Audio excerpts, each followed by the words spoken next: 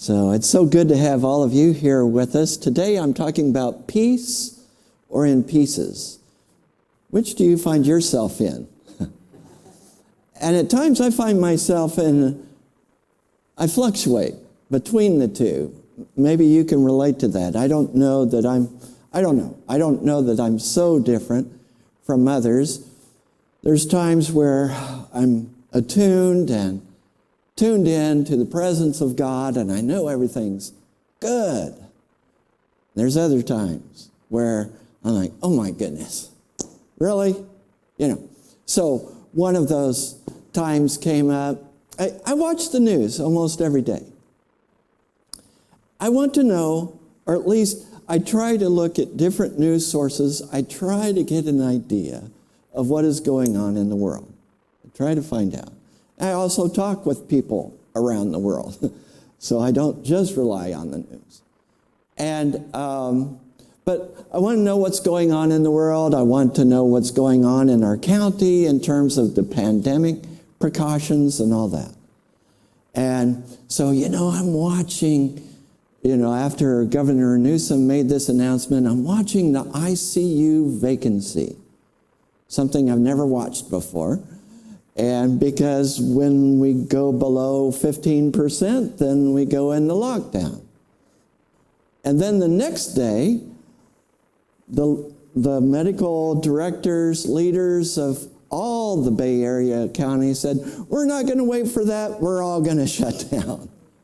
I'm like, we had been open, I don't know, maybe a couple of months, just a very gradual, safe opening. And so I found myself in a particularly snarky mood. Do you know the word snarky?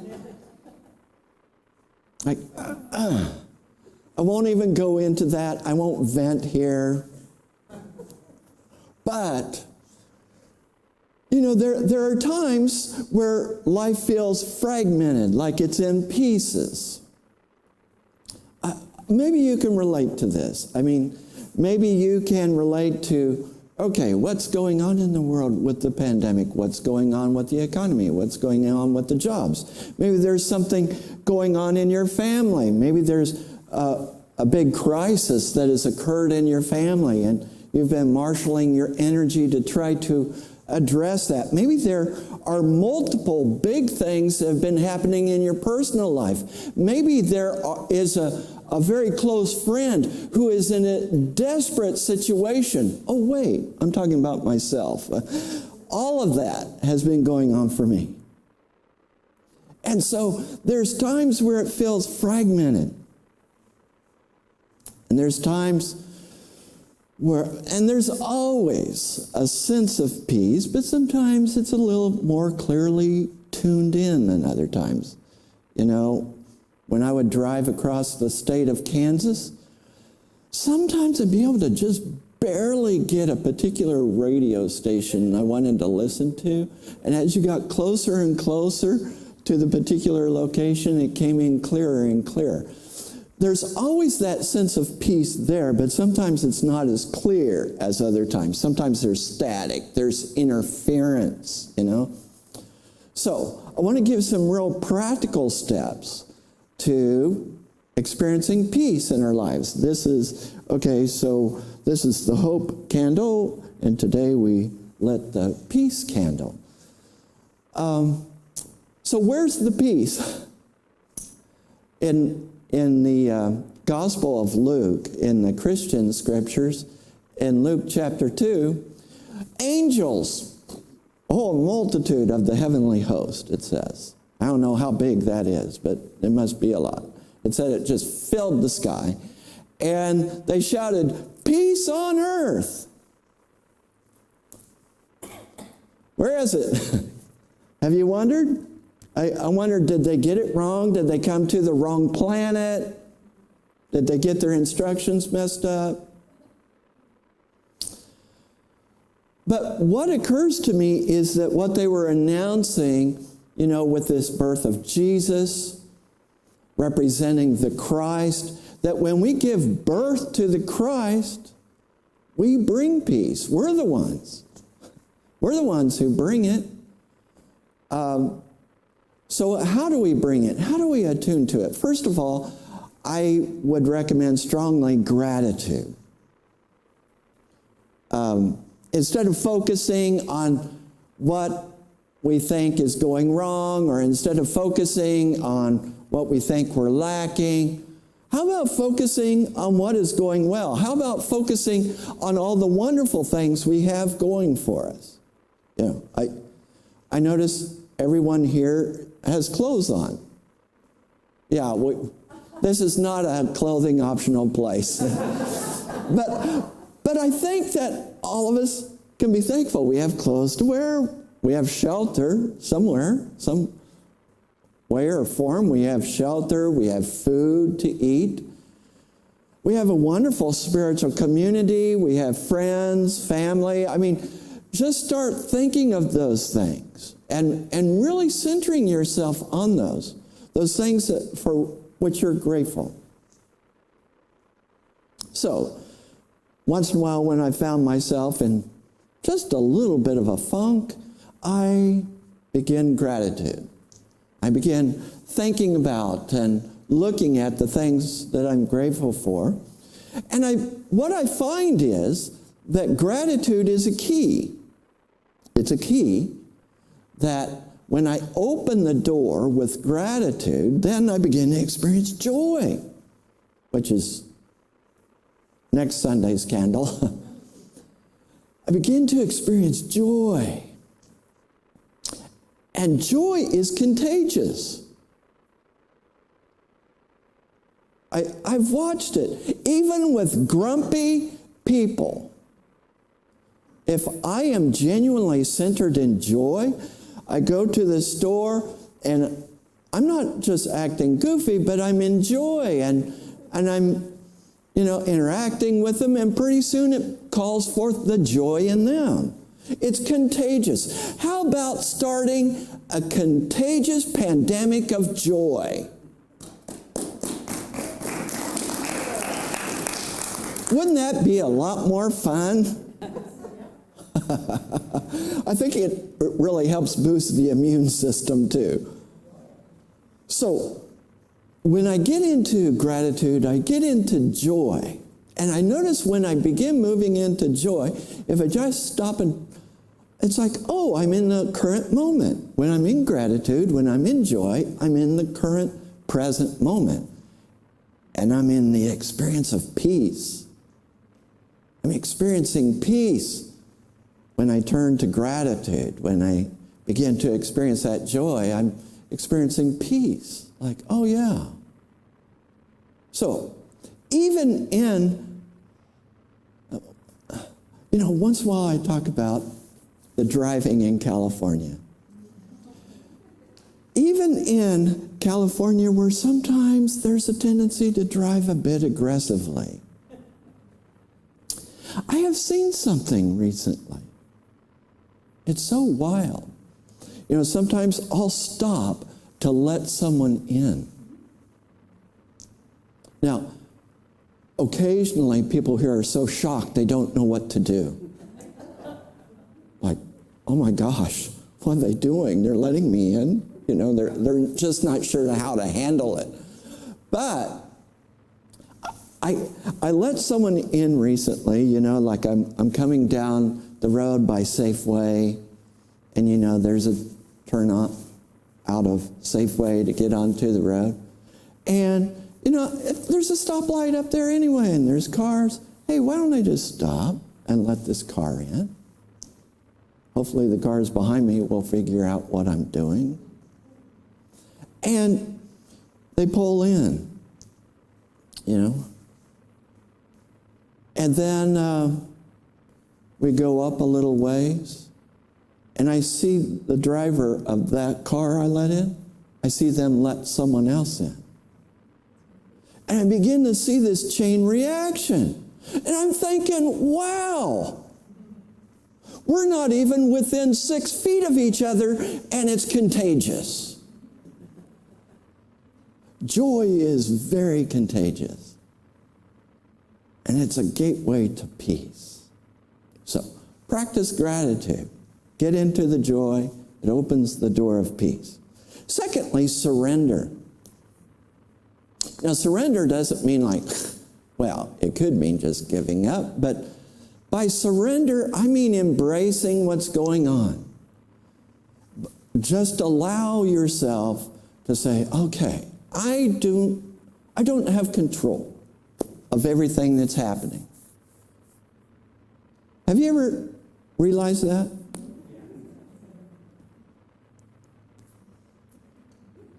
I've met a few people who don't know that. But there's a lot of things that are out of our control in the pandemic and other things. So surrender. Surrender to what? Surrender to God. Surrender to Spirit. Surrender to your higher good. Surrender to your higher self. Surrender to higher principle. Surrender to spiritual principle. Surrender to that which is eternal, knowing that that which is transitory, that which is temporary, is passing away. It is going away, and that which is eternal, we are affirming and standing in. Surrender to that. It doesn't mean surrendering like, I just give up. No. Surrender to that which is eternal, that which you really are. Surrender to your highest good. So, gratitude, surrender, also meaning to embrace whatever's happening in our lives. And then align with that divine presence. Sometimes this is my first step. Every morning I have a time of prayer and meditation and chanting. It's bliss. It's just bliss for me. And then I'm kind of carrying that with me, and I'm singing, through the morning, and then somewhere in the afternoon, I had a minister's friend who, I heard him say one time, I'm sorry to use this phrase, but he talked about the devil's hour. And I said, the devil's hour? What's the devil's hour? He said, that's the middle of the afternoon. Now, all right, you can just get that whole image out of your head. But what he was talking about, and I sometimes experience this, by about mid-afternoon, I'm sometimes getting tired, sometimes I'm getting a little edgy, sometimes frustrated with things that I can't solve or whatever. But the fact that I help set that intention at the beginning of the day is helping to carry me through, and then I end up the day with that time of prayer, meditation, singing, chanting. Some people don't believe that they have enough time to meditate, to pray, to do their spiritual practice. I would say you don't have enough time not to. We really, really need it. I mean, I was thinking about computers. Have you ever defragged your computer? You know that term, defragging? It's short for defragmentation. Like a computer can have all these files and pieces of information all over the place. And the computer gets slower and slower. It might even shut down. If you don't do something about it, it can freeze up. So there's this programming to defrag it, to defragment that. And what it does is it organizes those files, those pieces of information into groups, into as few groups as possible, to organize stuff so that the computer isn't having to run here and there, but so it's defragmenting. Prayer, meditation, our spiritual practice is how we defrag. And we're running around with a lot of fragmentation in our world. That's why people are so reactive. Basically, you can tell people who regularly meditate, they tend to be not quite as reactive. We can still have reactivity, but not quite as reactive. But if people are real fragmented, disjointed, their anxiety is raised and they're very reactive. So it's important to do our meditation, our prayer, to really center and align with that GPS. Do you remember what GPS stands for? Yes, you got it. You remembered. God Positioning System. That's what I mean by GPS.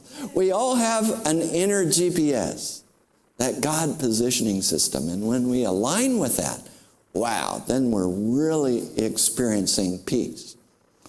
So those 3 points that I just talked about, gratitude, surrender, aligning, that's all about the inner journey of peace.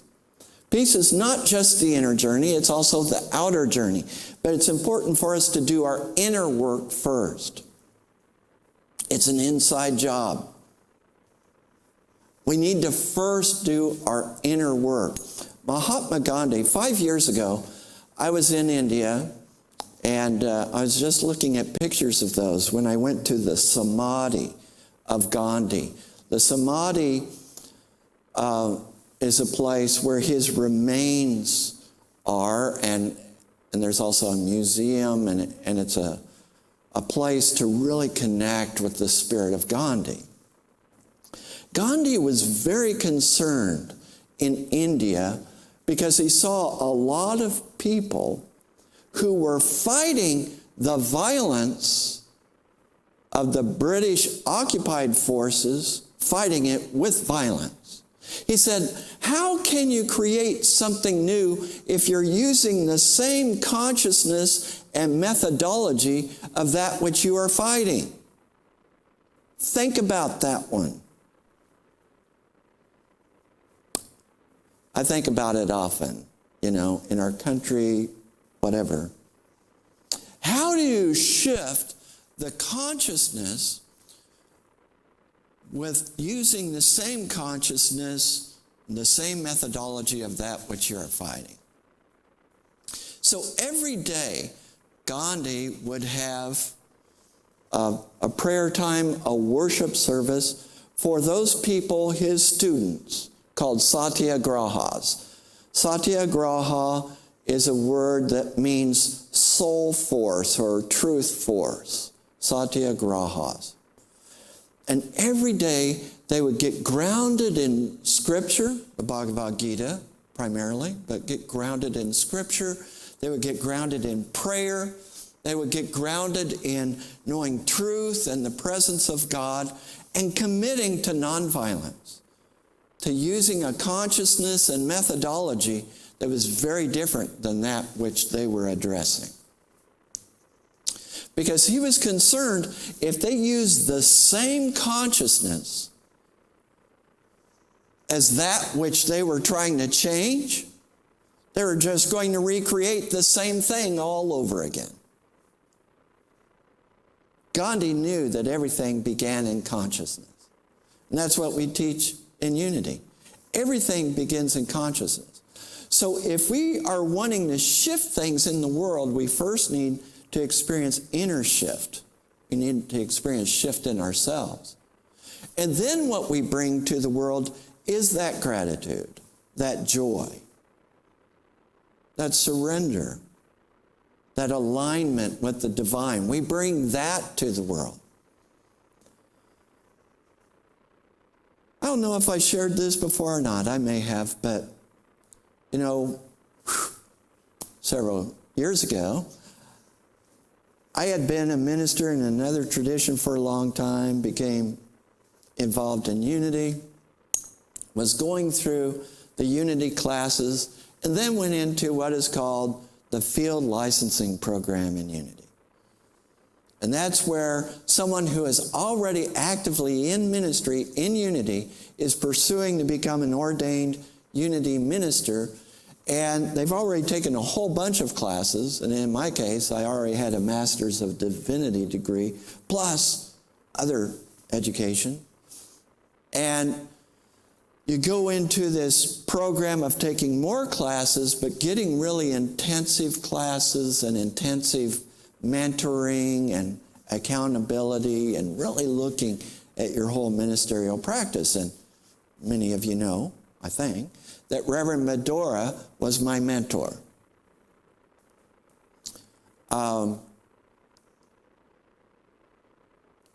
Reverend Medora, I bet you're watching. If not, we'll tell you about this afterwards. But Reverend Medora has gotten a reputation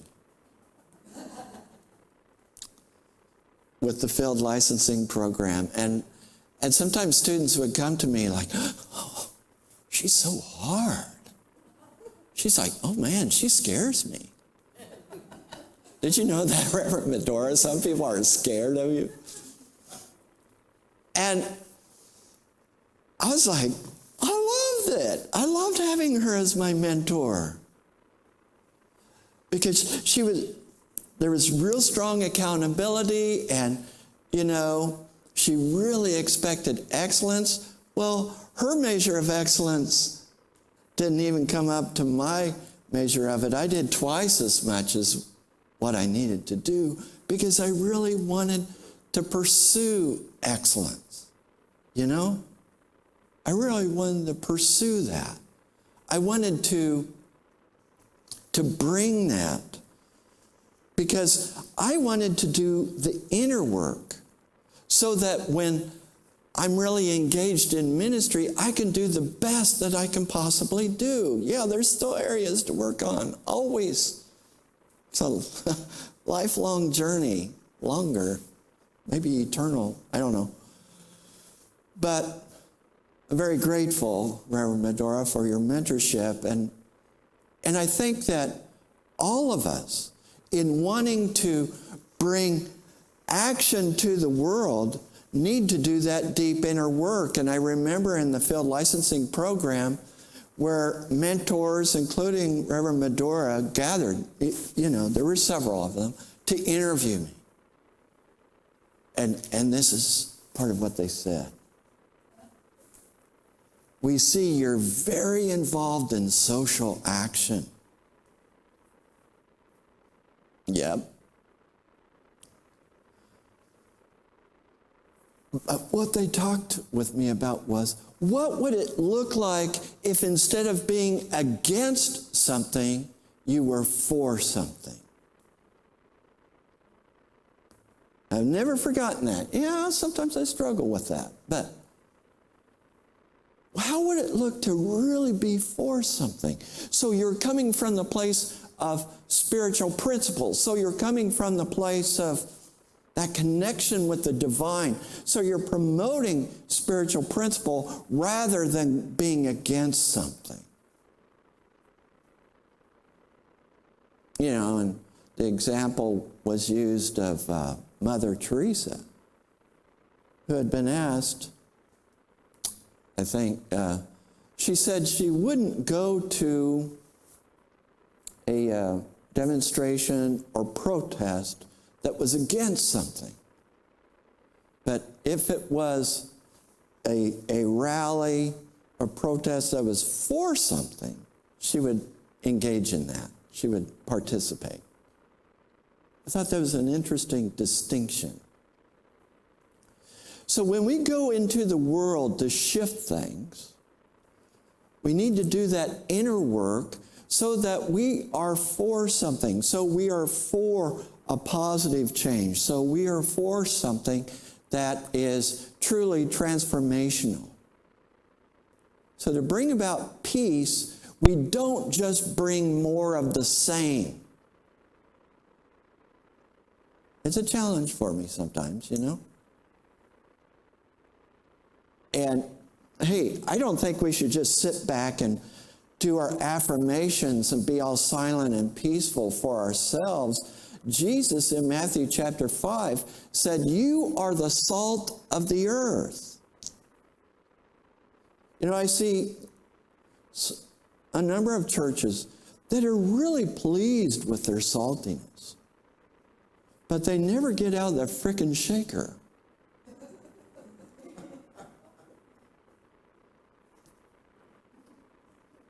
I think Jesus called us the salt of the earth so that we can get shaken. We need to be spreading the salt out there in the world. We're not just to be confined to the salt shaker and like, oh, what a pretty salt shaker. You know, sometimes I've known people who have collected salt and pepper shakers and stuff. I think, oh, cool. But where's the salt? We need to get that out. We need to first do the inner journey and then the outer journey to really get outside of the shaker.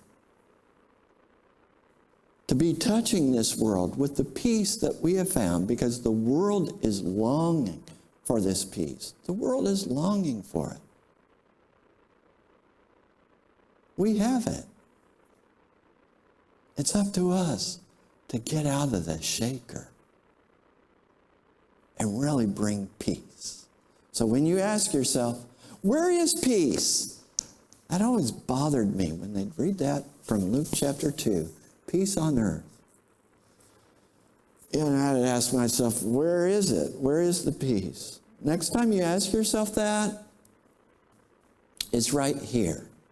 It's up to us to do the inner journey and then do the outer journey, because we cannot bring to the world that which we have not been made aware of in ourselves. I'll say that again. We cannot bring to the world that which we have not been made aware of in ourselves. We need to bring it out. So the inner journey and the outer journey. And that is a way to peace. I ask you to join me in these affirmations. Where I am, God is. Where God is, there is peace. Where peace is, there is justice. Where peace is, there is joy. Where peace is, there is transformation. I am at peace. And so it is. Amen.